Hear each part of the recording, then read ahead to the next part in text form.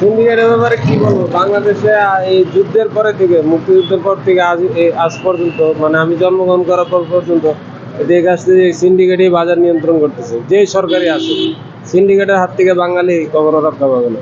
ঠিক আছে। আর এই যে আপনি যে ভোজ্য তেলের কথা বললেন, হঠাৎ করে এক রাতের মধ্যে দোকানপাট থেকে ভোজ্য তেলের যে বোতলজাত তেল আপনার গায়েব। ওরা করছে কি, বোতল খুলে খুলে সব দামে ডাইলা খোলা তেল হিসেবে বিক্রি করতেছে, যেহেতু খোলা তেলের দাম বেশি। ঠিক আছে। একদিক দিয়ে বোতলের থেকে খোলা তেলের ব্যবসায়ীদের লাভ। তারা করতেছে কি, যে খোলা তেল ভোজ্য তেলে যে নতুন বোতল, এগুলো দামে ডালে তারপরে খোলা তেল হিসেবে বিক্রি করতেছে কাস্টমার।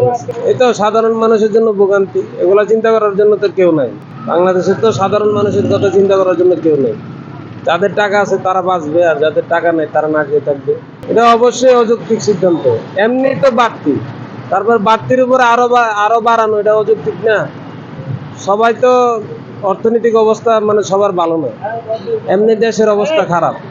তারপরে অর্থনৈতিক অবস্থা বিবেচনা করার দরকার ছিল। যারাই বাড়াইছে তাদের সাধারণ মানুষের কথা চিন্তা করার দরকার ছিল।